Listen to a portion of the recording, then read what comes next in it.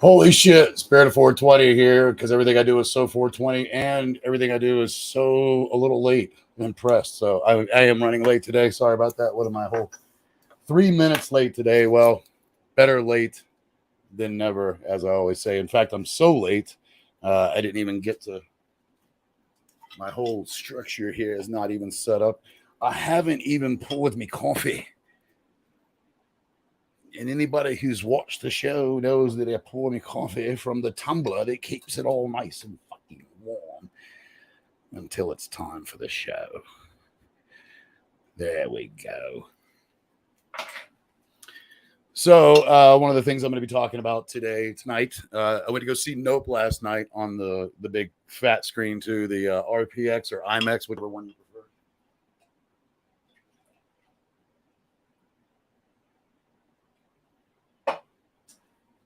For those of you who are unaware, you have essentially the same format, but they're called two different things. One's called IMAX, the other one's called RPX, but they are, point in fact, essentially filmed in the same fashion, in the same way. Uh-oh, got to put my glasses on. Here we go. Let's see, we got a comment out here. Hello, Yami. How are you? Oops, bumping into the mic already. Hey there. Nice to see you. Nice to know that you're awake. Inside joke. Oh, coffee. So, again, tonight's show, what we're discussing. The first thing that we'll be discussing is the investigation of Nope. I also want to talk about loving myself. If you want to look at it in the sense of what does it mean for you, then learn to love yourself, right? Hey, what's up, princess? Nice to see you, buttercup. What was I going to say? Forgot what I was going to say. Oh, karma, balance, all those are some of, what was the other, what all did I have on here? Strange. Back to one of our classics. I mean, really the theme of the show that continues to be the theme of the show. Although I will be technically speaking, we are already in season 2. So I kind of fucked up there. I need to mark it. So the first season will end up being 2 seasons worth because I am going to make it a fresh season every quarter. So every 3 months, kind of introduce a new trailer, stuff like that. Although I've been extremely busy. So this is month 7, 8, 9. So you can expect a new trailer at the beginning of October, and that will officially be the beginning of season 2. Although just between you and me, future seasons will only be 3 months at a time because it just makes sense that my seasons go with the seasons of the. I may even do it that way. So what is the next seasonal date? Is that like September or something? Somebody tell me that. What's the next date for the change of season? So right now we are in summer and we're about to hit fall. What day is that? Is that September 20th? Seems like it is. So being that I'm cosmic and everything else and all the way I do it, just makes sense that my seasons go with those seasons. So this is summer season 2, but I technically started in the middle of a season, which is why this one can be extended. And it's my fucking show, so I'll do what I fucking want, right? Who gives a shit? I bet none of you guys or folks, girls, gals, whatever, give a fuck. By the way, on a quick side note, let's find out how many fans we have out there of Boondock Saints. I thought it was funny. I was talking to a person today who was a professional. And when I say professional, in my world, a professional means like you're a lawyer, a doctor, executive management, maybe, like officers of companies, investment folks, anybody who holds their Series 7 license, anybody who holds a license, as a matter of fact. Or has had to go to the bar exam. Those are professionals. Then you have professional blue-collar workers, and then you have blue-collar workers, and then you have grunts. And it really doesn't matter because all these classes are fucking full of shit. You can be whatever the fuck you want and decide where your station is. Now, having said that, I was talking to a female today who is a professional, a little bit younger than me. I'm guessing maybe mid-40s. She said she'd been doing what she was doing for 14 years. So I'm guessing right about maybe early 40s even. And the only point that I'm bringing up is in the midst of the conversation, I said school of thought.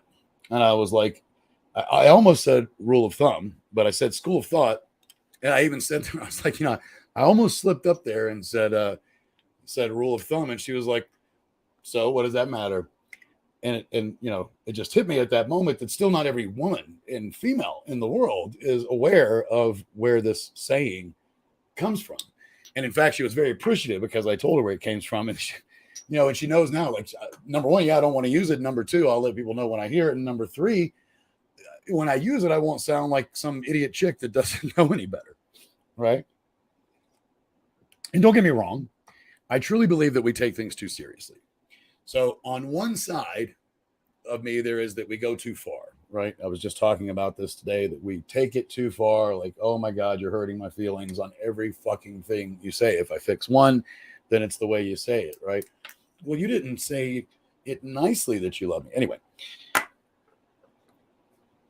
my point is this. Oh, there it goes. It just, did anybody else see it flutter away? It went right away. Oh dear. So, okay. So we're talking about the saying, we have gotten too sensitive on one hand. Like, we don't have a balance. We're either not sensitive enough or we're too fucking sensitive. There's no middle balance. However, with a term like this and the meaning of the term, I feel like this is one that has to be examined. And I think most sayings, modern day sayings, if they're modern day, should actually be indicative of the modern day. And this one is not. For those of you who do not know, rule of thumb means the original meaning of it, and the way that saying came about, is it was that you could beat your wife with a stick no thicker than your thumb. The rule of thumb. So you can imagine that, anybody saying this today that knows that, and more and more people are finding it out. One of the big fucking clues, I already mentioned it, is Boondock Saints. If it's in a picture that has become a fucking cult classic, by the way, you can be rest assured that many, many people are aware of it. So then if you're not, and you're a woman and you're giving a presentation, you're like, so the rule of thumb here is that I'm going to get beat by my husband later on with this is that thick, that thick of a stick, or maybe by his big ass thick dick. Who knows? Maybe that should have been the rule of dick. You can beat her with no, because then a lot of men wouldn't have had shit, right? With the little tiny dicks. Yeah, I'm going off tonight. I just don't give a fuck anymore. I'm not going to stop loving. I'm not going to stop being positive, but loving thyself. I'm going to skip to that one real quick because I'm in that fucking mood. You have to love yourself, right? And it's something I've been preaching, so I figured it was time to. And when I say preaching it, when I say something like that, that means it's been coming about recently in my everyday life, to my friends and family. But one of the number one things that I've come to realize, and what I mean by that is, I've heard the shit for years, so I don't want to sound like an idiot when I say come to realize. What I've come to realize is just how prevalent loving yourself is. If you are not content with yourself to the point that you love yourself as much as a lover or a child, and now don't get me wrong, that doesn't mean you prioritize yourself above them. I'm talking about equal love, right? The love that I have for my children, for my wife, my mother, my father, my friends, really, even including God, that love is equal. Where they are on the on the priority, on the fucking my shaft totem pole, where they are on the totem pole is a different story. And what I mean by that is I make sure to pray to God first. I don't go downstairs and pray to my fucking kids, and I sure as hell don't unload my problems of the world onto my children. So where they are in the totem pole is different than the love that I give them, or the amount of love that I know I need to show them. Another, for instance, on that, I need to show my kids much more love than I need to show God. God knows that. That's the beautiful thing about God. All I got to do is think it. Now, I pray out loud and I get on my knees, but I'm saying, if I just think to myself, I'm thinking to God. I mean, anybody who thinks that God can't read your thoughts is a fucking moron, right? If God gets your prayers through the billions of them that are out there, then sure enough, God hears your thoughts. She, he, it, whatever you want God to be. I know what God was for me for a while, but I won't get into that. It might offend some of you folks. My voice is a bit raspy. Give me just a moment.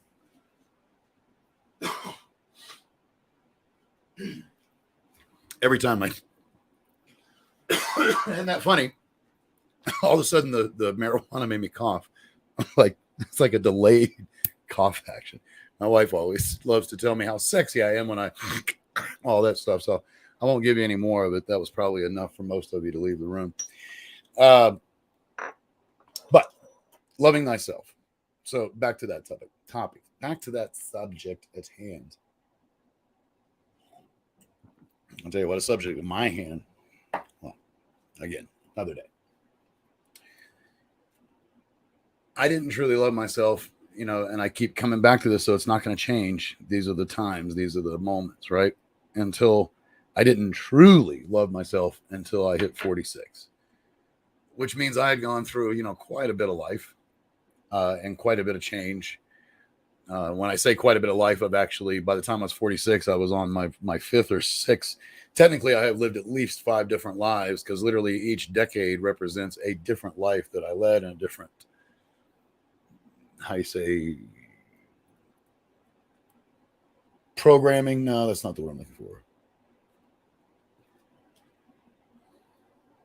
Philosophies, maybe, different philosophies, different, like, even though most of the things that I say today and have said all my life are things that I've known ever since, I shouldn't say all those things because a lot of, obviously you continue to learn, but a lot of the base values that I have are the same as far back as I can remember, but you look at them differently over time. So what I used to believe loving myself meant was that I looked in the mirror and I was okay with the person I saw. That meant I had to dress a certain way, act a certain way. What I thought loving myself was, or what I thought was loving myself, was actually being vain, right?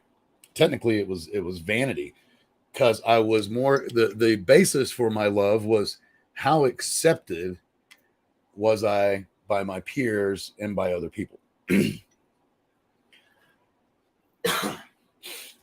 And when I say that stayed true, for a very long time. I would say probably until about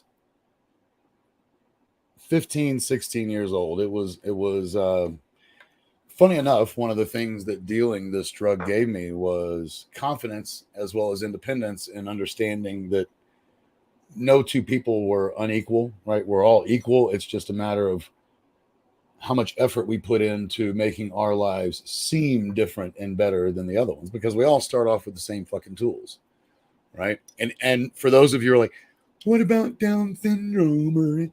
Look, whatever you're born with, people don't realize it when it's happening, and I get it now. But what people call a defect, what people call a challenge, I have come to learn as a gift, and it's a hurdle. And when you learn to jump that hurdle, then you keep going further. When you learn to take that hurdle, that once you jump it then becomes the gift, because you learn to take that gift and use it in a way that betters your life and humanity. Well, then it's no longer, how could you possibly look at that as anything other than a gift? I'll give you a quick example. I have a friend had a heavy talking day today for work, so I do apologize if I continually clear my throat and show you just how sexy I can be. I have a friend that's probably not watching tonight because I know he's dealing with a lot. My wife got me this new clicker. I feel like I'm training myself throughout the day. But so I've talked about him before. He went through some mental stuff first, and then by no sheer coincidence, because I don't believe in those, right as he was, like, funny enough, today was the date that I had marked in my phone that we could smoke pot again together, because he was going to be able to smoke pot again today, based on his therapy and what was going on.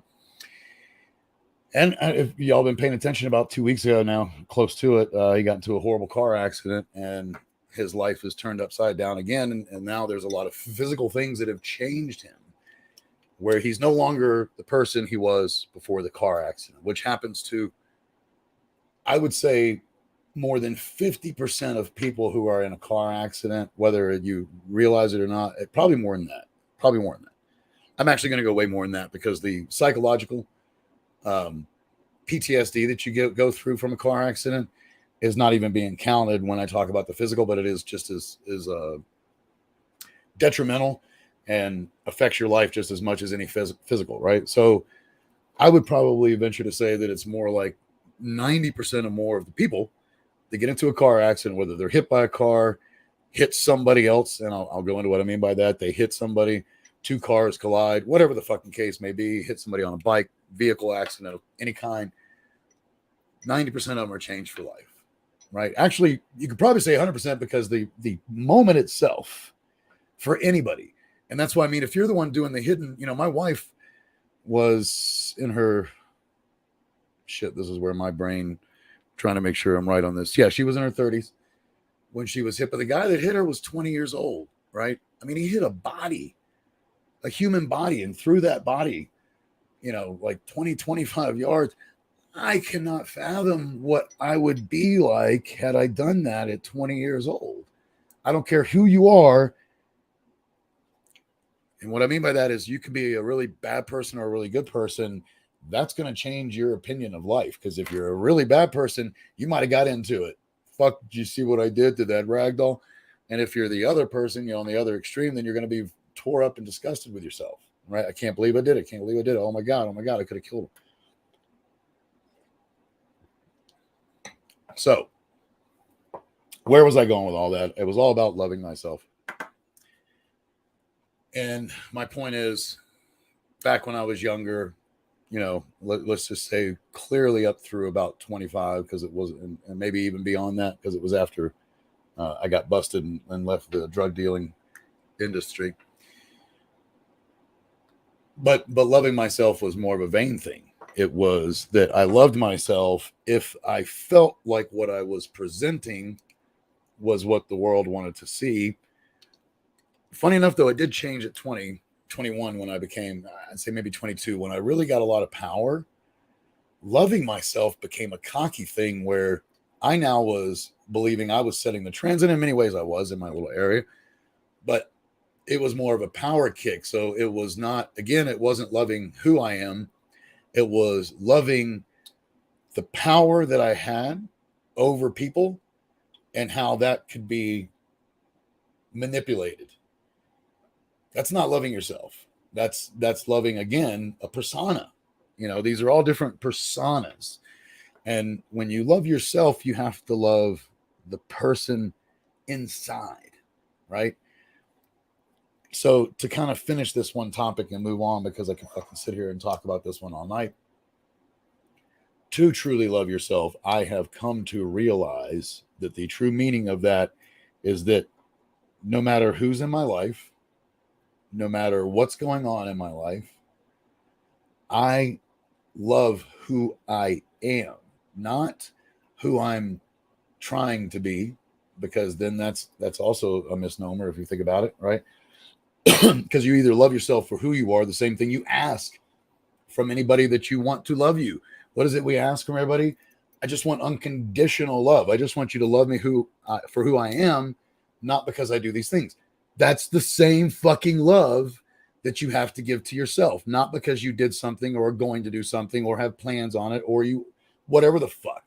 It's loving who you are, loving what you bring to the world when you wake up in the morning. And let me give you an idea of the difference in that. Now, I'm not saying that I wasn't learning this for the last, probably 2 decades. I would really say learning to love myself started with my first true love, which was the twins' mother. That's where it started, because I started to get an understanding of it. And what I mean by understanding is I had a glimpse. If we were doing a percentage, think of it like amortization. And anybody who doesn't know amortization, it works basically on a scale like this, right? And if you start paying over here, at 0 years and you pay to 30 years, the bulk of your payment is interest, right? And the lesser amount, the very small amount, usually like maybe 10% of what you're paying out in those early payments is actually principal, right? It's a very small amount. But with each payment, this one becomes smaller and this one becomes larger until you get to the other side at the end of 30 years where you're paying this amount now and then very little to interest, right? It's almost all principal payments, which is why you love those last 5 years, because you're like, boom, man, so look at that fucking number going down. So to me, for my life, it's been like amortization. You know, in the beginning, and it started back when I was 28, 22 years ago was the beginning of it, because I did love that woman. And I know that you can only love yourself. Now, see, no one ever explained that even if you love yourself a little bit, then you have enough to give someone else love. It's not going to necessarily be the most constructive love. It's not the best. You still have a long way to go. There's a lot of growing. And by the way, if the person on the other side doesn't understand that and love themselves at least a fucking little bit, it will never work. You both have to have a little bit of love for yourself, right? Just a little bit to have it work. Now, the less you love yourself, the harder you have to make it work. Kind of back to amortization on that. So this process for me started 22 years ago. And I truly know that I had love for myself, because I would start here again, not your persona, but I would do things and I'm like, that's really cool. That's really smart. Those are those moments. And it wasn't because of what I did. It would be like maybe because I figured something out on my own. Or many times, a lot of the early love for myself would be when I'd have a problem and I would immediately think that I'm not going to get past it. And then I would let it go and then come back and the solution would present itself immediately. I'm like, you know what? That's really cool. And I know that sounds maybe doesn't make sense to some people in the sense of why would that make you love yourself? Well, because I fucking I figured out a solution, or I learned something without any help from anybody else. That is a kudos moment, as we call it, or an attaboy, whatever the fucking term you want to use. Those are those little wins where you start to recognize your ability, and that gives you the ability, again, I know the same word, to love yourself. And in fact, many times it'll give you the wherewithal to love yourself. And what I mean by that is you realize, hey, I'm a pretty cool dude. Not because I fucking said some cool shit or fucked somebody, or went to a show, whatever the fucking case may be for these other personas that I was discussing. But it was because I used my brain and came up with a solution on my own. It was my thought that made me feel good about myself, right? So again, that started 22 years ago, and I really feel like I came full circle about 4 years ago. And what I mean by that is over, what would that be, 18 years, right? So over those 18 years, right, a little bit of love down here and a lot of hate and animosity. Probably should have said that earlier. A lot of hate and animosity is the other side. It's not interest and principle. But now it's very little hate and animosity. And when it happens, it's quick and painless, and we move through it. And love, it's like, it's constant love. And part of the reason I want to talk about this is because I have a lot of friends right now, more than I've had probably in decades. By putting myself out there like this and doing the things that I'm doing, I now have more acquaintances, more friends, people who are becoming friends, close friends, more than ever, right? And it's frustrating because I see, and please, God, I don't think that I'm holier than thou. I do not want that. I only want people to feel what I'm feeling and feel that joy. And it's frustrating because the bulk of the people I know, and of course, when I have conversations with people, the same sentiment comes through, and that is nobody's fucking happy, right? But if I can find happiness, as fucked up and strange and whacked out as I am, then I know anybody can. In the way that I did it was learning to truly love myself, believe in myself, have confidence in myself, not cockiness, not an ego trip, but hey, and there's a difference, because an ego trip is do it my way because it works. A confidence trip is, hey man, I've been trying this way and it really works out well. You may want to give it a try. It may help you. That's confidence, right? So coming to that place, the reason I chose this as a topic tonight is because I really wish I could give that to every person I meet. I meet so many people, and you can meet someone. Here's the reality. Back to what I said. The bulk of us, and I was part of that until 4 years ago. The bulk of us have much more disdain and hate for ourselves than we do love. We are on the other side of that X. X marks the spot, the G spot, because that's where it gets better. Gets. That's what the G is for. Gets. Leo gets whatever the fuck Leo wants. I really just wish I could pass that on. And all I can tell you for anybody who's listening is the number one thing is do not love yourself for any other reason. And let me give some examples of that because I wanted to go into it. I don't care what I dress in. When I dress, you know what I dress like. I used to go and I put something on and I think, hey, and I'm not saying that I'm not vain. Okay, people, I'm not perfect. I went and put this shirt on tonight, and I even asked my wife, I was like, hey, does this look good on me? Only because I don't want to look like a fatty. That's my thing. But that's my own. That's one. I said it's low. I didn't say it's Neil. You're never going to get rid of disdain for yourself because, again, there's a balance, right? But if your disdain is way, way less and it's extremely minimal, then you're okay with who you are. And I am okay with who I am, but I want to look the best that I can look in the sense of presenting myself, especially when you're on camera. You know, they say it adds 45 pounds in 20 years. And I'm kidding. It's like 10 pounds, 5 years, something like that. Either way, I truly don't give a shit. If I did, I would put makeup on. I would like make sure that there's zero oil on my face. Look at that fucking oil. See that, people? That's here. Look, there you go. See the shine that's happening? I don't give a shit. I am who I am. You know, which takes me on to sunny point number 2. Normal is strange. Strange is normal. This is what is normal this day and age, is to realize that your oddities and who you are is what you need to love yourself for. Those are the things that make you different. Being different is being special. Who the fuck doesn't want to be special? I love that song, and I put it out there before I went live tonight, but there's a song, Special Edition, I think is the name of the song. It's so funny because all I think of it is Don't You Want to Be Special? Excuse me, but it's by Goody Mob, and I have to look it up now because it's bothering me.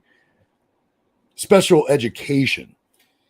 But the whole concept is that, I mean, the whole concept of that song is being different is being special, and who doesn't want to be special? Revel in your strangeness, because that's what makes you different. Who wants to be like every fucking buddy else? I've never wanted to be like everybody else. In fact, I've taken it to the extreme, and I'm having to learn to tone that down. And I think I've talked about it before, but I wanted to be so different that if something was popular, I immediately hated it. If something was on the trend, then I was shitting it out of the fucking house. You know, I try not to do that now because many times if something popular, there's a good chance that I may like it too, because there's certain aspects of this world that a lot of people share, right? There are certain things. There's a lot of taste that a lot of people share. There's also a lot of taste that we're coming to find out that people don't share, which is why there's a fucking fetish site for everything you can think of, and even many ones you are not thinking of. I know I invented a few. No, I'm just kidding. Fetishes, that is, not sites. So be strange, be normal, because they're both the same thing. And you know, when I'll go ahead and wrap up the tones of the other one, and then I'm going to tell a quick story and talk about the movie. Karma, balance, words versus action. That's what, or actions versus words. That was the rest of it. Because part of your karma, it doesn't matter who you are, where you are in life, is that it's going to continue to balance itself out. And if you're trying to be better right now, then you're going to deal with more bad shit put in your face, because that's what you're trying to do. You know, I've talked about the fact that it's balance in the sense that the better you are, then the more good's going to attack you. That's an obvious one, and I learned that quickly. But also, the better you become, and not better person, but the more positive and the better outlook that you have in life, right? That's what I'm talking about. Not being a better person. We're all equal.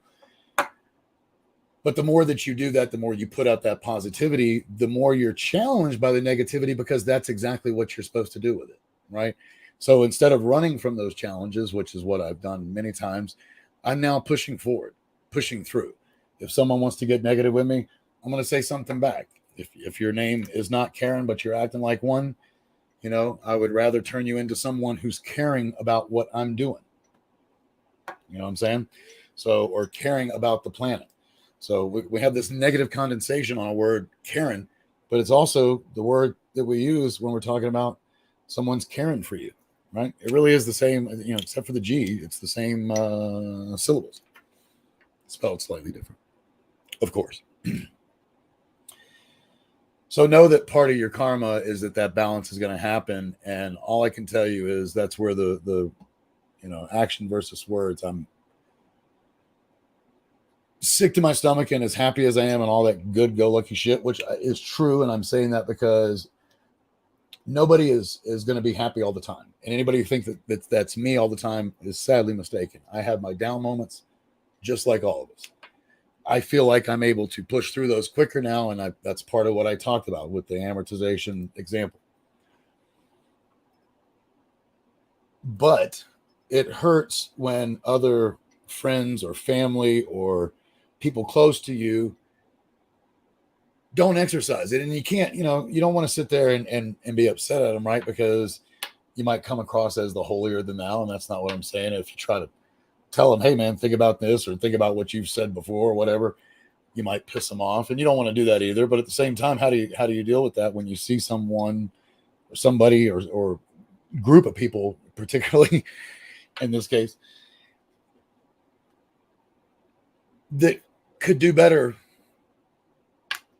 at sticking to their actions or sticking to their words, right? Because there's nothing wrong with words. Words are great as long as you back them with the action. Words are only a part of it, right? That's what I mean by action versus words. And because it really, people talk about they speak louder than words. They are an extension of words is what it really should be.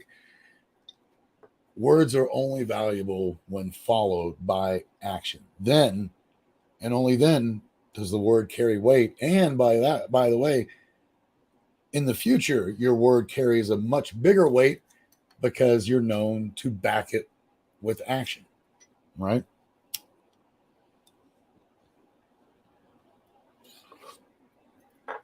So,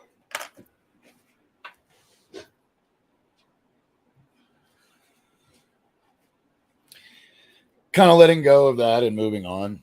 All I will say is it doesn't matter who you are in my life. If you're hearing this and you think it's you, it probably is you. If you're hearing this and you think it isn't you, it probably is you. Because everybody, including myself, can do better. The more I believe in, and that was one of the ones that I've learned since I was a kid. I can't remember not knowing actions speak louder than words, shoved into my mind from my father. And the reason I say that is because as I continue to take it more and more seriously in my own life, I find myself being that fucking hypocrite. And I'm like, damn it. I just told someone not to do this, or not. I shouldn't say that because I really try to focus on, I just said I wasn't going to do this anymore, or said how valuable doing this is. And then you go and, I go and do it the opposite way anyway, because it's habitual. You're trying to break a habit. The only way I have found for that to work is to and that's why I do keep saying it. That's why I'm now to the point where I guess I am storytelling and preaching and philosophizing, because the more I say it, the more that it's active up here in the front, so that when I do it, I'm quicker to change it. Make sense? Easy peasy. Hope you squeeze me. Can't remember how that saying go. Easy peasy, something squeezy, I thought. That's an old one. I can't remember now. So while I'm doing this dab,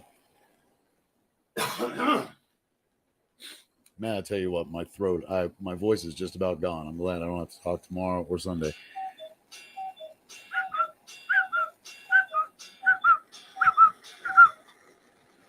So, quick story from when I was a kid, because I told this story today to Mr. Walter Russell, who is a fucking badass. Y'all should find him and follow him because he's a really cool dude.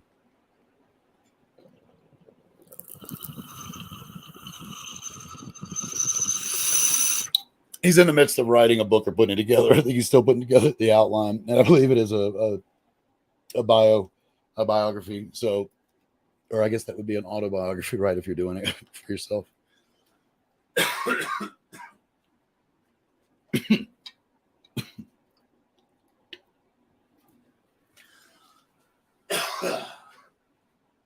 Was a little bigger than I expected. That's what she said. It's also what they said. It's also what he said. It's also what the team said. So when I was a kid, today, back to the point, Walter's putting together a book. He's going to rewrite it. And so he constantly asks these questions, and I think it's every Friday now. He asks for a strange fact, which is all I like to keep it coming, man, because I got one for you every single week, right? And when I say strange fact, sometimes, it's just the littlest tiny thing. So today's, he gave me his, which was he had been shot in the neck and the leg. Crazy fucking shit.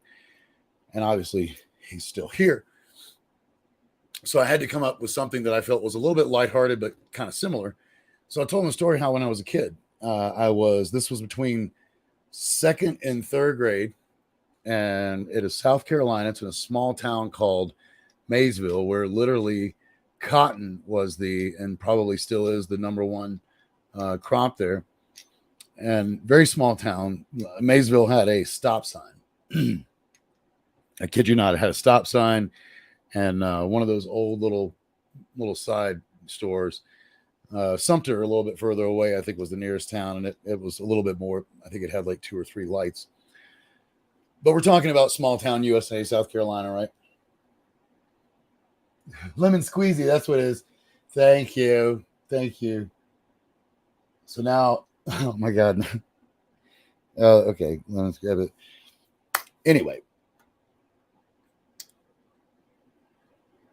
Okay, back to it. Everybody's heard their whole life, right? How not to run in the house with wet feet. Like that was always a big thing. Still is. When you get out of the shower, don't run through the house. Parents really don't want you running through the house, period. But it's detrimental, right? That you do not run through the house with your feet wet. Now, when I was growing up and up until this exact moment, I used to think that was kind of a dumb rule. I'm like, it's the big deal. By the time I get out of my bedroom, my feet are no longer wet, right? I've dried them off. They air dry, blah, blah, blah. Well, let's just say this was the day that I learned my lesson the hard way. And at the time, we were living in a trailer because this was out in the country. And my mom's lover at the time, she owned the trailer on this big lot of property. Funny enough, they ended up moving into a house soon thereafter. But at the time, we were still living in a trailer. Although you walk into the trailer and it's full like antiques and nice stereo, like it was kind of funny. Plus, she was driving an RX-7. There was an RX-7 and there was like a 1920s Ford truck, which are both, pretty exotic cars. And I think that was it. It was just the two. Time to time, there'd be a motorcycle over there, but I don't believe that was case. I'm not really sure. Either way, back to the point at hand. So this was the beginning of the summer too. And I would go and spend the summers with my mom.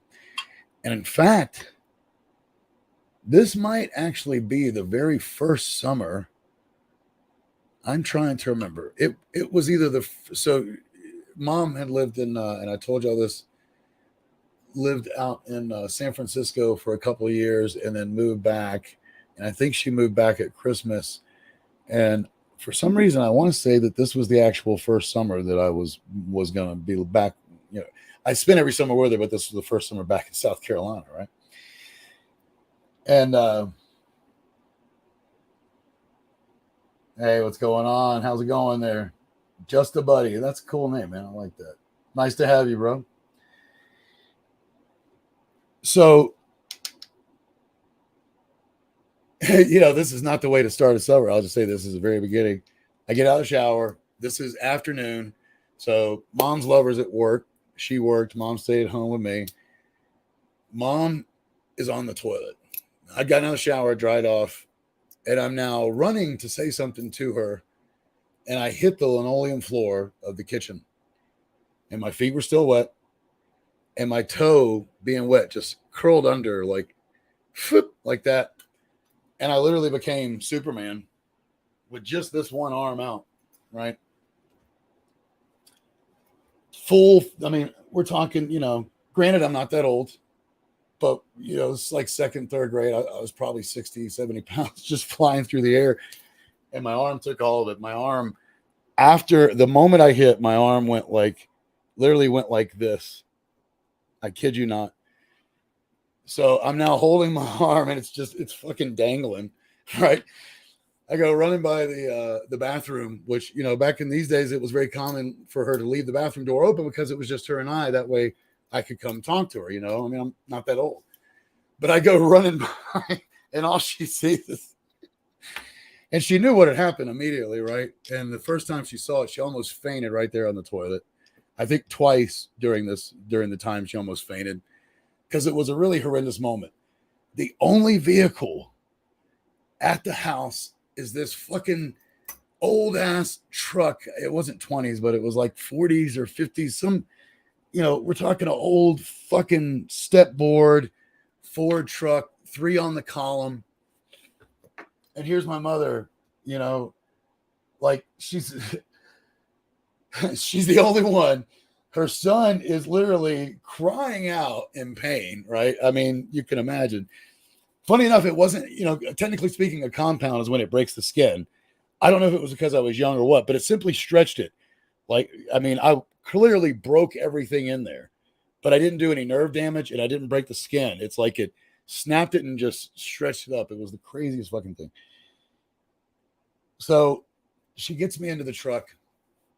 You can't make this shit up, right, folks? I didn't tell Walter all this, and hopefully he'll see it later, but she gets me into the truck. She's got my arm on a pillow. She manages to calm me down enough to get all this happening. This is probably 10 minutes now, maybe 15 minutes after the break, which is an eternity when something like this is happening, right? It's an absolute eternity. Time literally stands still.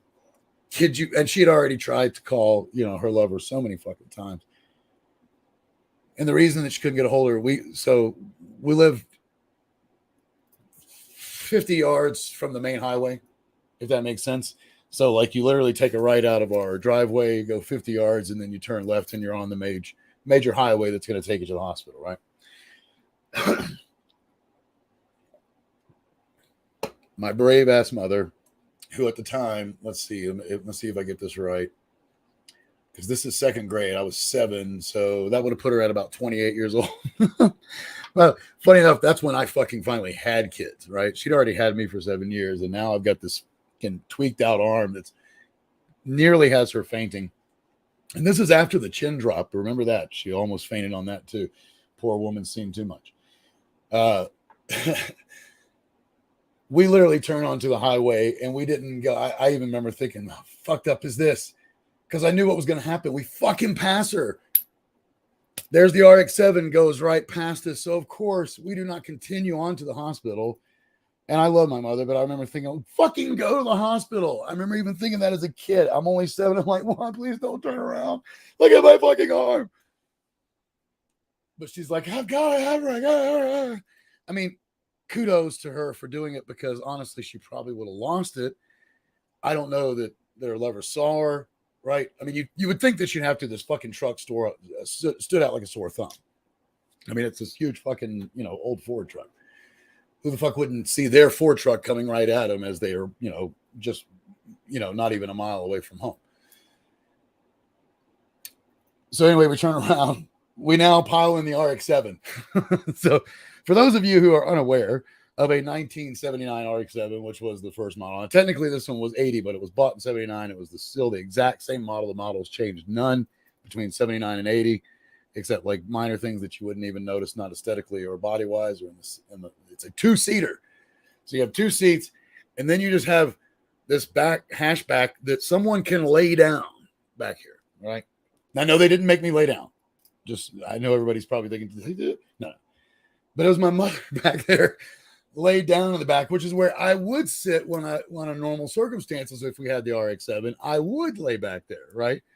Which was highly unsafe and ridiculous, and you're not allowed to do that today. But back to the point. So, yeah, my mother's shoved back in the back of the RX-7. I got the pillow, I got my arm, and they take me to the hospital. And long story short, it was a huge fracture. I ended up being in a cast for the rest of the fucking summer. I read a lot. That was when I became a Spider-Man and Hulk fan, because what my mother knew no better. I mean, she just went out and bought a bunch of fucking comics. So I think I had some Mad magazines, and then the bulk of it was Spider-Man and X-Men comic. Or I think there might have been an X-Men too, but it was mostly Spider-Man and Hulk, right? It was all Marvel, I'll tell you that. I don't remember any any Batman or Superman or Aqua or any of those dudes. I had already been into them, and I think maybe that's why she got something different, or maybe she just didn't know any better. Who knows? Like, what is a 7-year-old boy like? I like Spider-Man. Boom, pop. Regardless, yeah, the next 2 weeks was literally me sitting. I had to sit like this with my arm elevated and just sit there. I mean, it was horrible because the cast was from here, all the way to around there. And it didn't come off until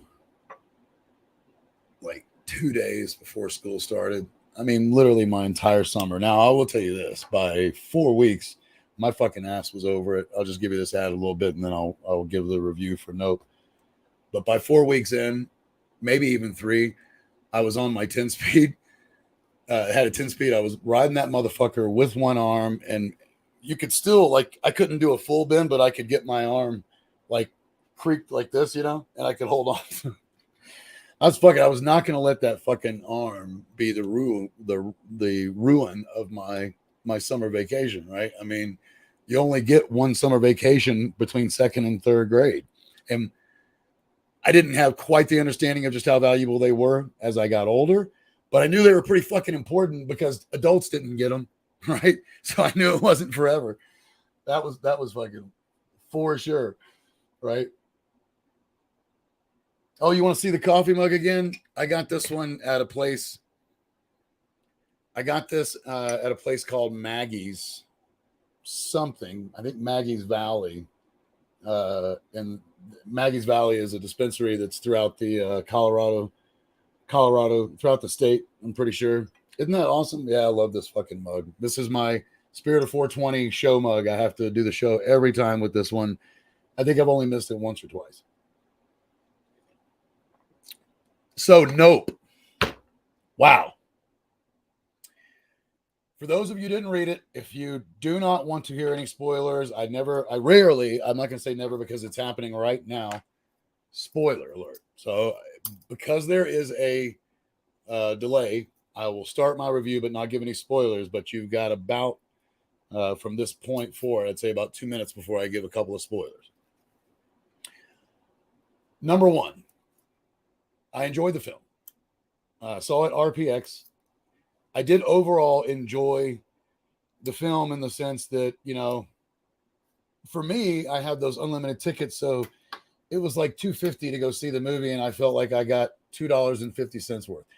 Had I purchased a full price ticket, I would have been disappointed. So there's the beginning, right? Now, you come to expect things from certain people, and Jordan, sorry, I missed some of these. What you got here? Oh, nice. 420. Yeah, I know it is badass. That's my favorite part too. I'm right there with you. I'm telling you, I'm right there. No doubt. I try to pay attention to everybody. It's funny, and you can't see it, but as it gets, it's a little white there, but as it chips away, I don't give a shit. First of all, that gives it character, but then I just take my green Sharpie and I fucking color it in, and you can barely tell. So it's got chips all over it, but you would hardly know it. So back to Nope. Jordan Peele is a very fantastic writer, and his direction is great because what when I say this, the movie was not bad due to poor direction. In my opinion, this time it was bad. There was bad story. There was pieces of story, and how do I say it? There was this whole thing from the very beginning of the film, and I won't give that away. I try to give as little. You'll know when I give a spoiler. But there was this thing that was being told, this story that had nothing to fucking do. Like, I mean, I have looked at it, and the only thing I can say is they have horses, right? And there's animals involved. So maybe it's the animal aspect. But I can't see any ties of necessity other than instead of regular filler of drone shots or crane shots or whatever the fuck, this was like filler that was really twisted. And it felt like it was only there because it was so fucking twisted and weird. That to me is unnecessary. And I don't like it when people do that, especially when you come to expect something of someone who's won an Oscar for their writing and quite frankly should know better. Like, make it fucking matter, dude. If you're going to make me watch even 20 minutes, much less, it's probably all in all was 25, 30 minutes of the film, make it fucking matter. Jeez. Come on. Now, when I first left the film, I will say this. I felt a lot better about it than over the next 2 hours. That's another reason when you know it's a bad film, that the more you think about it, the worse it gets. Right? It drug and drug and drug. Here is a bit of a spoiler. If you watch the second trailer, or maybe it's the final one, it has every fucking action-filled moment pretty much within the trailer. You're like, dude, are you serious? I got to watch all this for this little bit of action. Otherwise, it felt a lot of what's his name. Just, you know, his character was cool as fuck. I liked the characters. I mean, that's some of the savings grace is that the characters, some of the realism of what they were going through, what they talked about, their language, all that was typical good Jordan Peele and felt very, you know, spot on. It just felt like a lot of fluff that ended up going nowhere. And here's the other spoiler. Like, how I say it. You give me this big buildup, and I don't want to take away what it is, but you give me this big buildup of what it is. You won't get this spoiler, so it's kind of a cool spoiler. But then all you hit me with is fucking sheets. I will say this. It was all sheets. There's like several times where I'm like, that's some really beautiful sheets. I feel like I'm in a commercial where they're advertising beautiful, you know, 7,000 count fucking Egyptian sheets flowing in the wind. What the fuck, man? What the fuck? What the actual fuck? Had that been done differently, that entire shit, oh my God, like that one would have scored so much better. And what's funny is, like, right out of the film, I was like, okay, this one gets a 72. Kept thinking about it, went down to like a 63. It now gets a 40 fucking 8. 48 trees out of 100. I'm sorry, Jordan, but like you really dropped the ball, and you had so much. It was all there, even with the slowness, right? Even with the added crazy fucking story. I could have dealt with both of those if it wasn't for the fucking sheets. It's the first thing I said to my wife as we were walking out. I was like, it turned into sheets. What the fuck? It doesn't make sense. I'm still racking my brain like now. Like, I love a good creative mind. I love an imagination. I fucking love it. I love it. I look at my penis and have one all the time. But like sometimes we go so far beyond. It's the same thing they did in Everything Everywhere All at Once. There was too much. Holy cow. There was too much at times where you're just like, man, I got to start bringing those. But I got like, y'all don't know it, but I have like 12 fucking pre-recorded or record shit that I'm going to build a board. A button board. Fuck that. I'll just put it on here. Why am I doing? But it's more fun. I want to build a board. That's the kind of guy I'm going to build a board. My buddy and I will do it. It's more fun to have a board. Then I can be like that fucking dude, that fucking cheese ball, that Baldy Kramer fuck that tells everybody what to buy and what not to buy, and most of the times wrong. You guys know what I'm talking about. Got real famous for it. Sure you do. So I'll be signing off here shortly. I thought y'all would love my strange story tonight because it wasn't so much as something I do strange, but that is one strange way to say that you broke your arm, and that is to fly through the house at the age of 7 years old, like Superman. I bet if I had done both arms, I'm probably lucky. I probably would have snapped both fucking arms. Because you fucking imagine. Oh my God, my mom would have had to been wiping my ass again at 7 years old. Luckily, it was my left arm. I'm a righty, so I still had full ability to pee and poop comfortably. I wasn't jacking off yet, so it had no bearing on that. I didn't even know the pleasures of masturbation. And it is pleasurable. Anybody who denies that hasn't done it properly.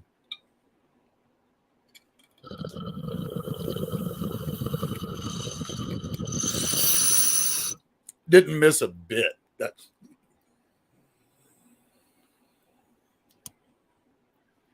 I think I'm gonna start letting the hair grow longer. It seems to be holding its curl longer. Plus, I found this really cool product that makes it curly. So I might have the afro going here in another month. I got it cut today, but I was like, leave it a little bit longer than normal. So I want to get like my son can grow a fucking afro. I'm jealous. By the way, I don't want to grow an afro for you fucking people. I want to grow an afro for me. I wanted to get a perm when I was in the 80s, but that was because it was really gay. Not gay like that. But everybody was getting a perm back here. You would grow your hair just long in that typical mullet fashion, and then you would get a perm in it. That was around 1983, around 1983. Yep, just before Footloose took on its incredible reign of terror, and the album 1984 by Van Halen, which was fucking good album. Yes, anybody who say that Van Halen 1984 not good album can talk to my friend Mikhail after the show. Okay. Anywho, it is time to say goodnight. I have other things to do, and I stayed longer than I should, but I started a little bit late, but I stayed longer than I should. That's what he said when she kicked him out. Although, side note, he was extremely pleasurable, and she was even like, I don't want to see you go, which I'm hoping most of y'all are thinking right now. But I have to. I have other things I got to do. I've got a lot of new projects, a lot of new things. I will give you one little preview. So we're adding we have new strains coming out on dank.tube. And for anybody who doesn't know what that is, it's in the, oh, thank you. I got some other stuff here I didn't even see. Thank you very much, Just a Buddy. I do apologize. I don't always remember to look over here, but I try to capture all of them before the night's over. I am not holding my penis, just so everybody knows. But dank.tube is literally the web address. .tube is just like .com. It's in the description. But one of the things we're going to be doing here in the next 2 or 3 weeks, no more than 3 weeks, hopefully sooner, but whatever, I've got to make some new icons for it. We're adding some new strains of video, and one of the strains of video that we're going to be adding, and again, I'll just give you a small preview, but we're going to be adding one called Hotboxing. Somebody make a video with this lovely box, and that is a hole there, as you can see. And it's completely covered with stickers, so that'll be a fun video to make. I'm sure that you guys will end up laughing, or you'll think it's stupid as hell and make fun of me. You know what's funny is either way, I'll get your attention, and either way, I don't give a shit because I'm going to have a fucking blast doing it. These videos that we have been making have been so much fucking fun. By the way, next week I'm going to try, or next, so I'll be back. This is Friday. Tuesday. This is my long. Is that right? Fucking ale. No. Sunday is the 31st, right? So I will actually be back Monday because next week, this is one of those where I get the same schedule back-to-back weeks.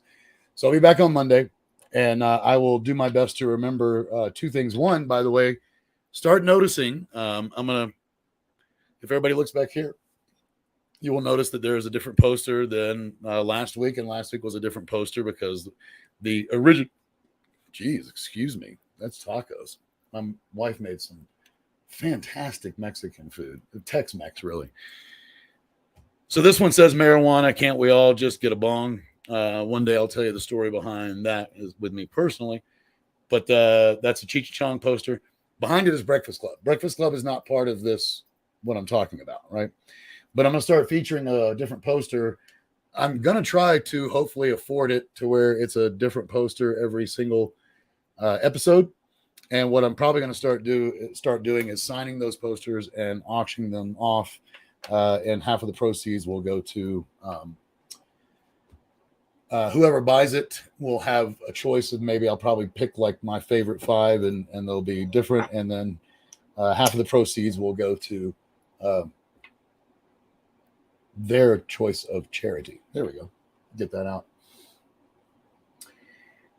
Oh, I got more here. Sorry. What do we got here? Oh, I got to fucking put the glasses on now. That's just. You got to get, yeah. Enjoyed having you, Just Buddy. Are you, just out of curiosity, I know there's a little bit of a delay, so it's going to take you a second to answer, but do you follow me on Twitter or did you purely find me on YouTube? I would love to find out. I would love to know that. And if you're not following me on Twitter, it's literally at Spirit of 420, exactly how I spell it here, but obviously no spaces over there on the Twitter. So I gave y'all a fun fact. We can pretty much skip right to the end, which is most people do not realize just how normal strange actually is, right? Every one of us are strange. I hope that every one of you start to show your strangeness more and more, truly. I hope I get more people like Buddy here because, Buddy, you've been nothing but a pleasure. It's nice having new faces and new engagement. I love the engagement. You said a lot, but in my opinion, you didn't really spam me at all. You just had a lot to say. Oh, this is the wrong. Look at. There's a stoner moment. Let me go ahead and heat this shit up so I can slap this dab in my smoking flower bowl. That's fucking good. So here's the last dab of the night. Right? I've been there too, man. I've been there too. Y'all can't see it. So that's what it's all about. And then right here, working so hard. Thought today was Monday. Yeah, today is fucking Friday, right? Like it's insane. I had those days where Monday feels like a Friday. I'm not kidding. I've literally gotten up, worked all day, and I was like, why does it feel like Friday? But I don't know if you heard me. Did you find me on YouTube or do you know me on Twitter? I would please answer that before you go. And you can answer it even after the chat. By the way, y'all can still, everybody, y'all, there's my Southern playlistic Cadillac funky music coming out. You are still more than welcome to send a chat even after the broadcast has ended because it will actually come up for me. It's how I end up missing a few because when I hit in transmission, somebody inevitably sends me a chat at that very fucking moment, but I still get them.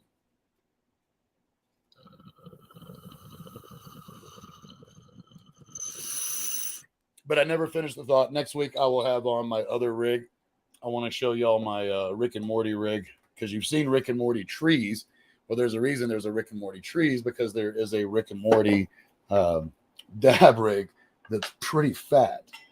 It too, it matches its baby brother. When I say that, it's smaller, but it's a beaker. But it has a badass dab rig and reclaim unit on it. I said unit.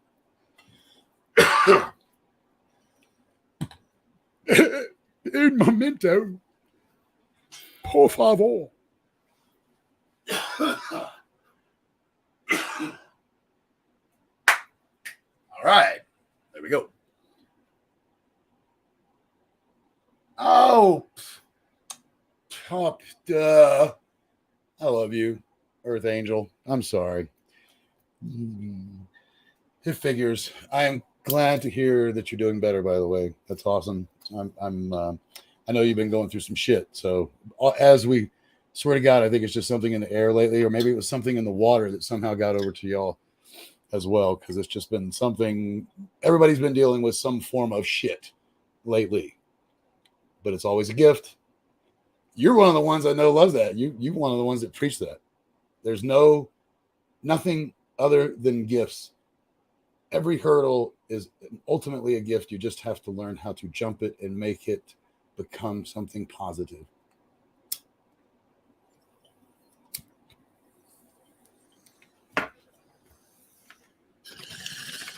Sometimes my wife thinks that I am a professional hooker and that I have the ability to suck a golf ball through a garden hose.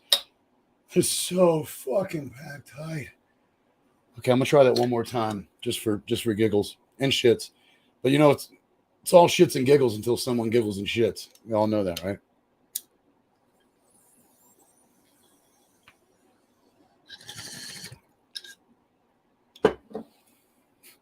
Better.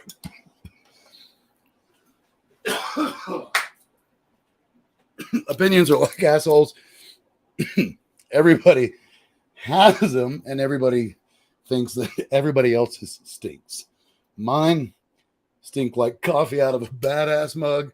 Thank you so much.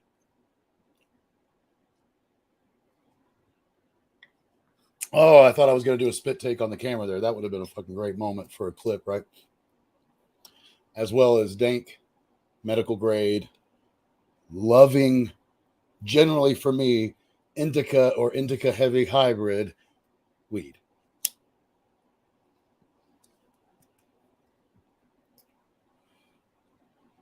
By the way,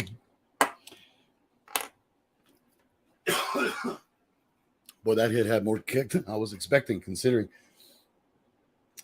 Earth Angel, you should know, I want you to know I bought something with you in mind, and text me later to find out, because I want to share it with you and get your immediate opinion as soon as you are available for such. And with that, I will see everybody on the next episode. I love all of you. Each and every one of you are incredible people. You all have something special about you that makes you different and unique. Learn to find what that is. Love what that is. Use what that is, because if you use those things that everybody else calls different and weird, those are the things that will give you the most success in this world. I swear to you, I have watched it over and over. And on the next show, remind me to talk about that. I want to say it, but I've been on too long already. I love all of you. You're all incredible people. Bless all of you, and I hope that you all stay lifted. Until the next episode, thank you so much, Yami. I see that. I see you too. Let me make sure I get all these. There's another one. I think I got all of them. There was one last one. Yes, I know it is what it is.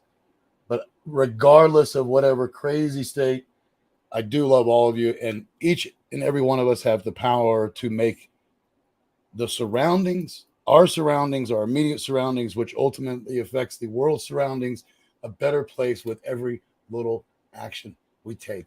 Butterfly effect, 6 degrees of separation. Learn it. If you don't know what it means, read about it. If you want to know more, ask me. I'll talk about it forever. But, oh, there was one more I missed. Strange Bird, thank you. I almost missed it. You're usually one of the ones, by the way, Strange Bird, that comes right after I put my brand on and say my exits. So I love all you guys, and see you on the next episode. Thank you so much for being here. And can't stop, won't stop. Wait, can't stop, won't stop. That's as bad as it's going to get. And that's pretty bad.